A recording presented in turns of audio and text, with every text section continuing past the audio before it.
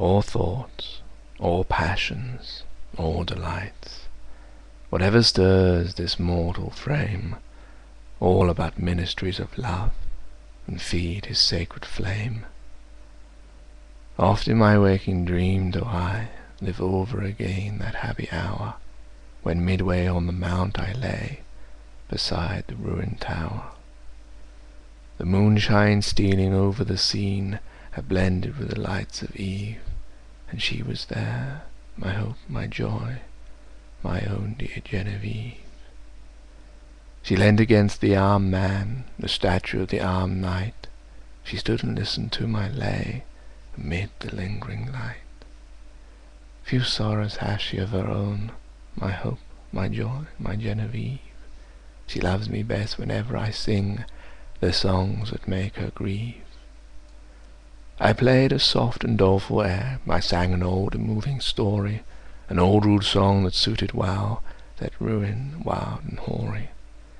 She listened with a flittering blush, with downcast eyes and modest grace, for well she knew I could not choose but to gaze upon her face.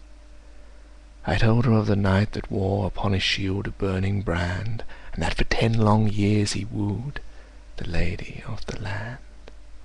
I told her how he pined, and the deep, the low, the pleading tone with which I sang another's love interpreted my own.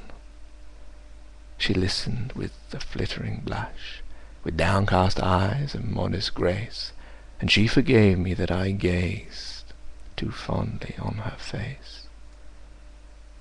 But when I told the cruel scorn that crazed that bold and lovely knight, and that he crossed the mountain woods, nor rested day nor night, that sometimes from the savage den, and sometimes from the darksome shade, and sometimes starting up at once in green and sunny glade, there came and looked him in the face an angel beautiful and bright, and that he knew it was a fiend, this miserable knight, and that unknowing what he did, he leaped amid a murderous band, and saved from outrage worse than death the lady of the land. And how she wept and clasped his knees, and how she tended him in vain, and ever strove to expiate the scorn that crazed his brain. And that she nursed him in a cave, and how his madness went away, when on the yellow forest leaves a dying man he lay. His dying words, but when I reached that tenderest strain of all the ditty, my faltering voice and pausing harp disturbed her soul with pity. All impulses of soul and sense had thrilled my guileless Genevieve, the music and the doleful tale, the rich and balmy eve, and hopes and fears that kindle hope, an undistinguishable throng, and gentle wishes long and subdued and cherished long.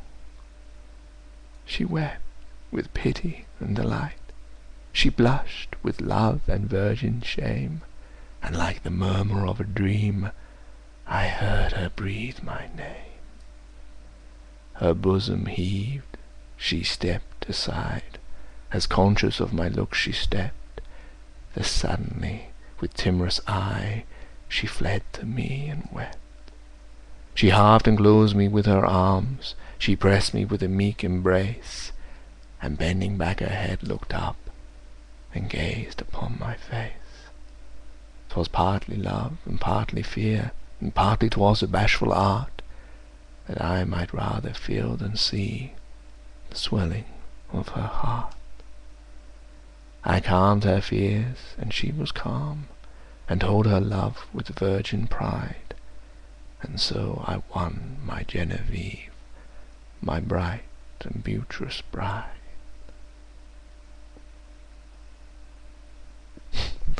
That was a nice poem, wasn't it? That was Love, poem by Samuel Taylor Coleridge, and that was a very nice poem. I do like his poem. He's one of my favourite, along with Wordsworth.